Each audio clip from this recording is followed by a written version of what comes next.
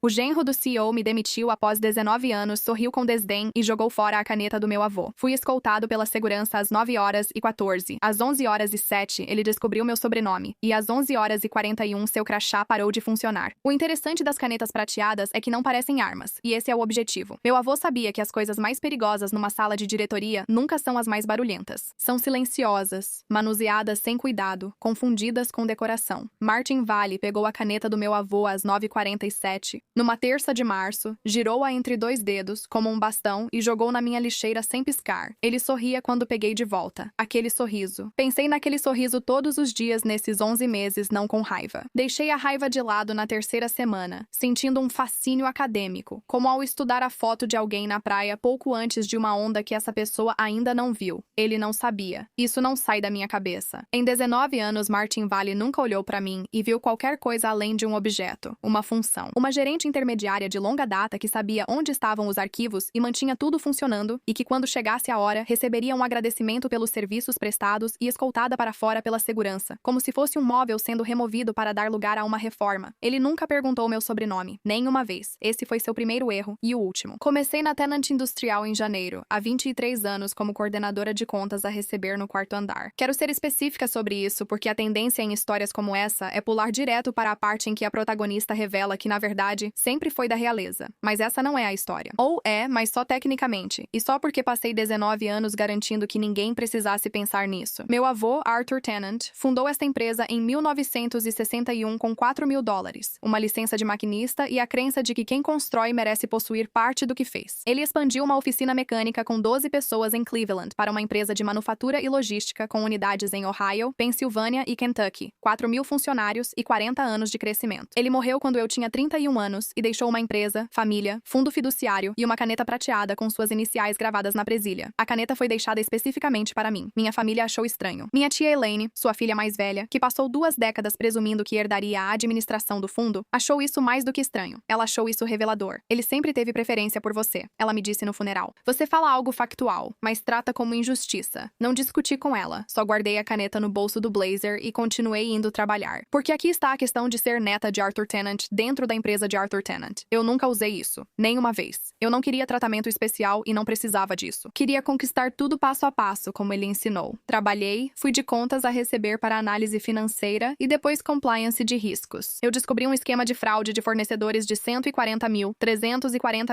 em 2014 que teria desencadeado uma investigação da SEC. Fiquei até meia-noite na noite em que nosso principal sistema de folha caiu em 2017, processando manualmente cheques para 2.400 funcionários em um backup não usado desde 2009. Dirigi em uma emergência de neve nível 2 em fevereiro de 2019 até a unidade de Cincinnati, quando o sistema de supressão de incêndio falhou, pois a alternativa era um prejuízo de 2,3 milhões em equipamentos e ninguém mais iria. Nunca mencionei o nome do meu avô. Não precisei. E então, a filha da Elaine se casou com um homem chamado Martin Vale. Martin veio do setor de private equity. Esse é um contexto importante. Pessoas de private equity têm um vocabulário específico. Simplificar, modernizar, otimizar e ajustar o tamanho são termos que, sob o discurso do progresso, significam remover. Martin usava esse vocabulário fluentemente, com entusiasmo e voz alta em todas as reuniões. Ele tinha 38 anos, era alto, bonito como modelo e se portava com a confiança de quem nunca ouvira um não de alguém que respeitasse. Quando ele se casou com Celine Hargrove, filha do CEO David Hargrove, em um vinhedo em Napa, estive lá e cumprimentei-o na recepção. Martin, sou Clara, trabalho em compliance. Ótimo, respondeu, já desviando o olhar. 6 meses depois, virou CEO. Disse a mim mesma que tudo bem. Promoções por laços familiares são comuns, embora antiéticas. Com paciência e cuidado podem ser superadas. O primeiro sinal surgiu em fevereiro, 4 meses após o casamento. Martin me chamou ao antigo escritório do meu avô, agora pintado de cinza e sem as fotos do chão de fábrica que Arthur mantinha há 30 anos, e disse que estava reestruturando a área de compliance. Agora você vai se reportar ao Derek, ele afirmou. Derek Simmons, de 26 anos, trabalhava há 8 meses na empresa.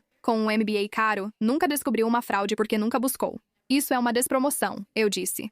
É uma reestruturação, respondeu Martin cordialmente. Nada pessoal. Voltei para a minha mesa e liguei para Harrison Sterling. Harrison Sterling tinha sido o advogado do meu avô por 31 anos. Ele tinha 67 anos, estava semi-aposentado e tinha a autoridade tranquila de um homem que já tinha visto todas as versões de manobras corporativas e parou de se impressionar com qualquer uma delas por volta de 1997. Eu sei da reestruturação, ele disse. Dê um tempo. Quanto? Até ele mostrar seus planos. Martin Vale não é paciente, agirá rápido e de forma descuidada. Quando isso ocorrer, estaremos prontos. Eu e meu avô confiávamos em Harrison. Observei, esperei, relatei a Derek e continuei descobrindo fraudes. Um fornecedor fantasma em março, propina em abril, entreguei arquivos a Derek, que passou para Martin e os arquivou fora do meu alcance. Isso me preocupou mais que o rebaixamento. Em maio, entendi o motivo. Nina Park foi minha assistente por 6 anos. Aos 32 anos, era meticulosa e notava detalhes que outros ignoravam. Um número errado, envelope com endereço errado ou nome duplicado em listas de fornecedores com grafias diferentes. Ela surgiu na porta do escritório numa tarde de quinta, com uma expressão que só vi 2 vezes antes. No colapso da folha de pagamento e num susto de responsabilidade por produto em 2018, pedi para fechar a porta e ela fechou. Ela deixou um único e-mail impresso na minha mesa, vindo da conta corporativa privada do Martin para um endereço externo desconhecido, de 3 semanas atrás. O assunto, cronograma, fase 2. Li atentamente, depois reli. Então eu fiquei completamente imóvel por cerca de 45 segundos. O e-mail descrevia o plano de vender a divisão de manufatura, 3 fábricas e 4.200 funcionários em 2 estados para a Apex Global Holdings, sujeito à votação do conselho no 3º trimestre. O preço de venda era de 340 milhões de dólares. O e-mail citava que alguns registros de conformidade precisariam ser resolvidos antes da due diligence. Resolvidos. Onde conseguiu isso? Perguntei a Nina. Foi arquivado por engano no arquivo de conformidade devido a erro de roteamento. Acho que ele não percebeu. Fotografei com meu celular e enviei para minha conta pessoal criptografada. Depois devolvi para Nina e pedi para recolocar no lugar e não contar a ninguém. Ela concordou, pálida. Liguei para Harrison à noite. Apex Global, ele disse, e percebi uma mudança em sua voz. Não é uma empresa de aquisição, Clara, e sim uma operação de liquidação.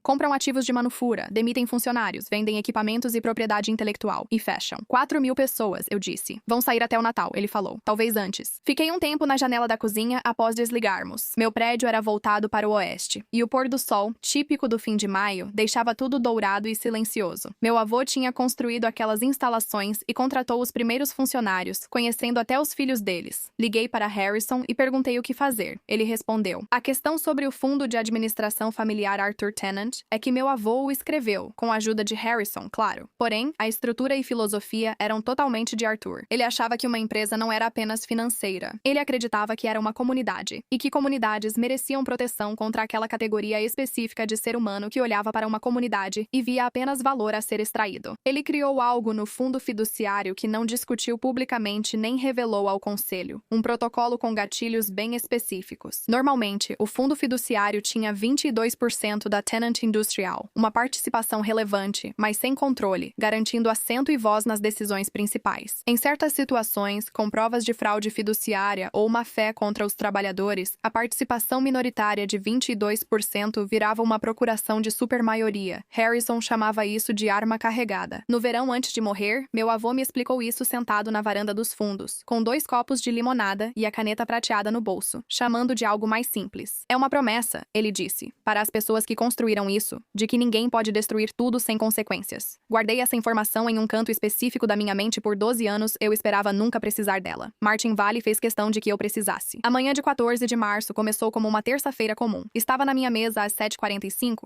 Nina já estava lá, segurando o café e com a expressão tensa que usava quando algo estava errado, esperando o momento certo para falar. Às 8h15 recebi um convite de calendário da assistente do Martin. 9h30, rápida reunião. Escritório de Martin Vale. Eu soube o que era assim que vi. Fiquei sentada em silêncio na minha mesa por 45 minutos, tomei café, li 3 relatórios de conformidade e respondi a 2 e-mails. Às 9h15, abri a gaveta, peguei a caneta prateada e coloquei no bolso do blazer. Depois fui ao escritório do Martin, que cheirava a perfume caro e tinta fresca. Ele tinha mandado pintar de novo, agora de um cinza mais escuro, quase carvão, o que fazia a sala parecer o interior de um cofre. Ele estava sentado atrás da mesa quando entrei. Ele vestia um terno cinza escuro que combinava com as paredes, aparentemente de propósito. Havia uma caixa de papelão ao meu lado na mesa. Olhei para a caixa e depois para ele. Clara, ele disse naquele tom caloroso que nada significava. Obrigado por vir. Claro, respondi. Serei direta. Ele se recostou. Estamos fazendo mudanças na área de compliance e com a nova direção, seu cargo será eliminado. Ele empurrou a caixa de papelão para mim. Agradecemos pelos seus 19 anos. Fiquei imóvel. Haverá um pacote de rescisão, ele continuou, lendo algo em um papel à sua frente. 6 meses. Manutenção dos benefícios até agosto. Carta de referência completa. Ele levantou os olhos. Queremos que isso seja o mais tranquilo possível. Assenti lentamente. Ele parecia irritado com a falta de reação. Pegou a caneta do meu avô no canto da mesa, onde eu a deixei ao entrar, e a girou nos dedos. É sua? Perguntou. Sim, respondi. Sem interesse, ele a jogou na minha lixeira. Observei a caneta cair e o rosto dele. Ele já estava olhando para o papel de novo, já passando para o próximo item. Já tinha terminado comigo. O escritório estava completamente silencioso. Nina estava parada na porta atrás de mim. Eu não tinha ouvido ela entrar. O rosto dela estava molhado.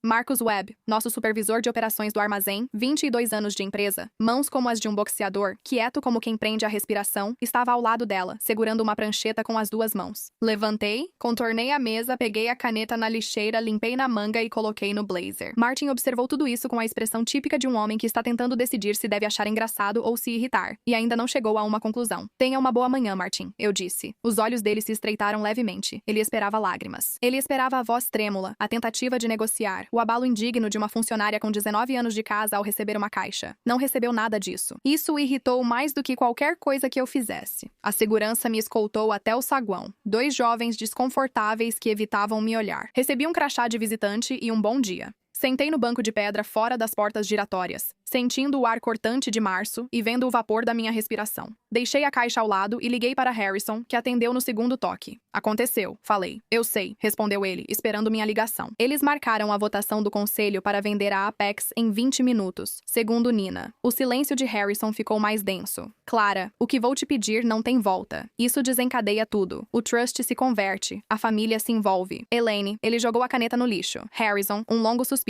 O protocolo, ele disse baixinho. Tudo, eu disse. Abra os portões. Voltei pelas portas giratórias às 10h06. Os seguranças se entreolharam ao me ver. Deixei o crachá de visitante na mesa, sorri e segui andando. O elevador de carga do armazém fica nos fundos, após a expedição e recebimento. Atravessei o saguão, o corredor principal, as portas duplas e entrei no barulho organizado do armazém. Marcus, que trabalhava na Tennant há 22 anos, me esperava. Ele começou na doca de carregamento quando tinha 24 anos. Trabalhou em todas as funções no piso e agora comandava uma instalação que processava 40.000 unidades por semana com uma taxa de defeito inferior a 0,3%. Ele tinha 51 anos, era forte como quem passou a vida levantando peso e tinha a credibilidade de quem só recebeu o que conquistou. Contei tudo pra ele de forma rápida e direta. O rosto dele quase não mudou enquanto eu falava. Quando terminei, ele ficou em silêncio por um momento. Então, olhou para mim fixamente. Clara Tennant, ele disse. Não era uma pergunta. Sim, respondi. Ele assentiu uma vez, do jeito que você faz quando algo finalmente faz sentido. Então, ele levantou a mão, pegou a corrente da buzina de emergência e puxou com força. O estrondo foi enorme. Uma coisa física, um som que você sentia no externo. O chão do armazém ficou em silêncio. As máquinas desligaram. 4 empilhadeiras pararam. Todas as cabeças se viraram. Primeiro turno. A voz de Marcus ecoou por todo o armazém. Todos obrigados. Elevador de carga. Subiremos ao andar executivo. Agora. Quero descrever como era o elevador. 31 pessoas. Gerentes de turno, representantes sindicais e operadores antigos lembravam do meu avô caminhando pelo armazém nas manhãs de terça-feira. O elevador de carga não comportava 31 pessoas exigindo 2 viagens. Todos exalavam óleo de máquina e suor do trabalho físico, permanecendo no elevador em silêncio, cientes de que algo ocorria e participando. Ninguém falou muito na subida. Marcus ficou à frente e eu ao lado dele. No 40º andar, o elevador abriu no corredor executivo. Paredes creme, fotos das instalações e placas de prêmio. O carpete grosso abafava os sons. A sala de reuniões era no fim do corredor. Pelos painéis de vidro ao lado da porta, vi a mesa. 12 membros do conselho. Martin na cabeceira, 2 advogados desconhecidos e minha tia Elaine. Sentada a 3 lugares da cabeceira, como representante da família no conselho, prestes a votar pelo fim do legado do pai. Não bati na porta. Bati nas 2 portas com as mãos e entrei. A reação foi imediata. Cadeiras arrastaram, vozes surgiram e os 2 advogados externos se levantaram juntos. Martin se virou tão rápido da tela do projetor que quase derrubou o copo d'água. Como você entrou aqui de novo? Ele ainda não sentia medo, apenas irritação. A raiva de um homem cuja apresentação planejada foi interrompida. Me afastei. Marcus entrou primeiro, botas de trabalho no mármore, colete refletivo. O maxilar travado como se fosse talhado em pedra. Atrás dele, os outros ocuparam a porta e a sala. 30 trabalhadores usando capacete, óculos e jaquetas da empresa, com nomes como Webb, Kowalski, Ferreira e tal, já estavam na folha quando Martin Vale ainda cursava administração. O cheiro chegou antes deles. Óleo de máquina, serragem, cheiro de trabalho. Na sala com odor de couro e almoço foi um choque. O rosto de Martin mudou rapidamente de expressão. A porta da sala se abriu atrás de mim e Harrison Sterling entrou. Harrison, aos 67 anos, vestia terno escuro e carregava uma pasta de documentos com abas vermelhas, demonstrando a autoridade silenciosa de quem guarda uma carta há 12 anos e espera pacientemente para entregá-la. Ele pôs a pasta na ponta oposta da mesa de mogno. O som foi específico, não alto, mas definitivo. O Fundo de Administração Familiar Arthur Tennant, disse Harrison, com a voz usada ao ler para a ata. Senhor Vale, devo informar que o senhor demitiu um funcionário sem autoridade. Martin retomou o controle e era bom em reuniões, admito isso. Ele imediatamente assumiu uma postura de confiança controlada. Sou o CEO com total autoridade para reestruturação, conforme meu contrato de trabalho, disse ele. Tenho total... Você tinha o arquivo de funcionária dela, disse Harrison. Especificamente, as páginas 1 a 41. Ele abriu o fichário. Página 42. Subseção C. Protege diretores corporativos. Thomas Reeves, 30 anos de empresa e presidente do comitê de auditoria, inclinou-se à frente. O que isso significa? Harrison explicou que a demissão de Clara Tennant precisava de consentimento escrito do administrador do fundo. Olhou para Martin e disse que esse consentimento não foi pedido nem dado. Eu não sabia. Ninguém me contou. O apêndice te informa, disse o presidente do conselho, Gerald Holt, há 21 anos no cargo, com voz fria. Informa a todos. Martin olhou para seu advogado. O advogado folheava os papéis rapidamente, como quem busca uma saída inexistente. Isso é irrelevante, disse Martin, agora mais alto. Estamos aqui para votar sobre a Apex. Isso é outro assunto. Peguei meu celular. Trabalhei nas 2 semanas anteriores com Harrison e o consultor de TI forense David Chung, ex-FBI e especialista em fraudes corporativas, para documentar e preservar o que Nina achou no e-mail arquivado errado. David rastreou o erro de roteamento, registrou o horário do documento e preparou a certificação da cadeia de custódia de cada evidência. Toquei uma vez. O projetor da sala de reuniões, o projetor do próprio Martin, conectado ao seu próprio sistema, mudou. O e-mail dele preencheu a parede. Fonte tamanho 12, o nome dele no topo, a data. Identificamos um endereço externo de uma conta privada registrada em empresa de fachada ligada à subsidiária da Apex Global. Li em voz alta. O silêncio era tanto que ouvia o ar-condicionado. Tire a Clara primeiro. Ela já está aqui há muito tempo e vai reconhecer os nomes dos fornecedores de fachada. Depois que ela sair, a conformidade será responsabilidade do Derek. E Derek não sabe o bastante para virar um problema. A venda da divisão segue prevista para o 3º trimestre. Elaine confirmou o voto da família. Prossiga com a limpeza dos fornecedores antes que a due diligence comece. O silêncio que se seguiu foi do tipo que você lembra. Não dramático, não alto, apenas total. O rosto do Martin ficou da cor de papel velho. Ela vai reconhecer os nomes dos fornecedores de fachada. Todos na sala entenderam. Fornecedores de fachada eram fraude, e fraude significava os arquivos de conformidade que eu preparava há 6 meses. Cada um, registrado com data, hora e certificado na cadeia de custódia do David Chung, virou prova A a F numa petição federal caso alguém avançasse. Vi Martin olhar para Elaine, de 64 anos. Ela integrou o conselho por 11 anos e, como filha mais velha de Arthur Tennant, muitas vezes sentia-se enganada pelo que isso realmente significava. Acho que ela não entendeu totalmente no que se envolvia ao apoiar a venda da Apex pelo Martin. Ela queria o dinheiro, uma saída limpa e a sensação de finalmente ter controle sobre algo que nunca tinha sentido ser totalmente dela. Olhando para o nome dela naquele e-mail, projetado a quase 5 metros de altura na parede da sala de reuniões, Elaine confirmou o voto da família. Eu vi o rosto dela mudar, não rapidamente, mas devagar. Do jeito que o gelo muda, primeiro nas bordas, depois indo para o centro. Martin ficou olhando para ela. Ela não disse nada por um longo momento. Então ela disse uma palavra. Sim, a sala explodiu. Martin gritou pedindo a votação mesmo assim. Dou esse crédito a ele também. Ele aguentou mais do que a maioria aguentaria. Ele estava de pé na cabeceira da mesa, de terno impecável, mocassins italianos e mão trêmula. E ele gritou que o fundo fiduciário era uma participação minoritária e que ele ainda controlava a maioria e que ele estava convocando a votação agora, imediatamente neste instante. Senhor Vale, disse Harrison. A voz dele interrompeu tudo como uma porta fechando. Ele virou para a página 47 da pasta. Diante de evidências documentadas de fraude fiduciária ou má-fé contra a força de trabalho, ele leu com a voz lenta e cuidadosa de quem lê algo com força de verdade. A participação minoritária do administrador de 22% se converte em um direito de voto de supermaioria, exercível de imediato e sem aval do conselho para assuntos ligados à fraude. O silêncio tomou a sala. Martin olhou para Harrison. Converte para quê?